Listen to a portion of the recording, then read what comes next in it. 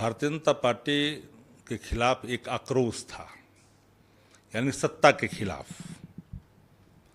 और सत्ता के खिलाफ आक्रोश होने के कारण जनता ने एक मार्ग चुना जहां पार्टी और विचारधारा दोनों को दरकिनार करके भारतीय जनता पार्टी को हराने का संकल्प ले लिया। यह मतदाताओं का सामयिक निर्णय है। आप देखेंगे कि जिस तरह से जाति देख करके गोली मारो, फेक इनकाउंटर के सवाल आए, बेघर करने की कोशिश की गई,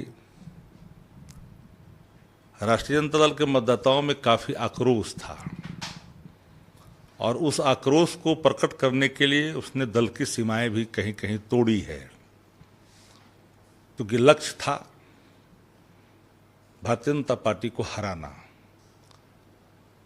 अब घाव तो दो थे, माथा में भी था और पैर में भी था, लेकिन सबसे पहले माथे के घाव को ठीक करने का निर्णय लिया।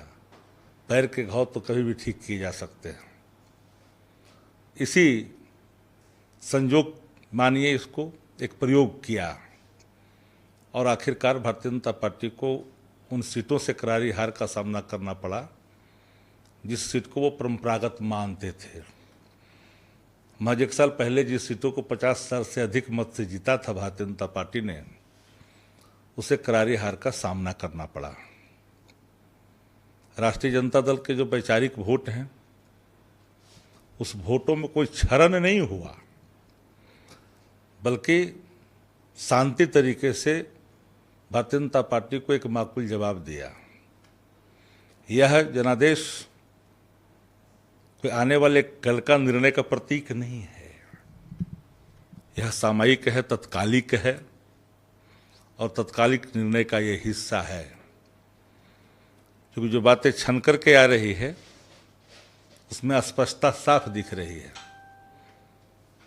कि एक लक्ष्य और एक निर्णय, इसे हराना है और इसे हराने में मार्ग को प्रशस्त किया जनता ने और हम जनादेश को स्वीकार करते हैं। तीसरे नंबर पे आप हम अपने नैतिक कर्तव्यों से नहीं बच सकते हैं। हमें बेहतर करने के लिए और जहां हमें चूक है उसकी भी पड़ताल करेंगे और आने वाले कल के भविष्य की रूपरेखा को ध्यान में रख करके जो हमें हर वर्गों का जो हमें प्यार और स्नेह मिलता रहा है, उसमें इजाफा कैसे हो, जन विश्वास कैसे पैदा हो, संगठनात्मक तौर पर हमारा काम और समृद्ध कैसे, सशक्त कैसे हो, इस पर आगे हम लोग निर्णय भी लेंगे और नेता के नेतृत्व में इस पर गहन विचार भी होगी। तेजस्वी यादव जी के रोड शो का कोई असर जनता में नहीं देखने को मिला, क्योंकि जनता में काफ़ी स्नेह और प्यार तेजस्वी जी को लेकर के है। ये उपचुनाव है, न एक सीट से सरकार बनती है न सरकार बदलती है।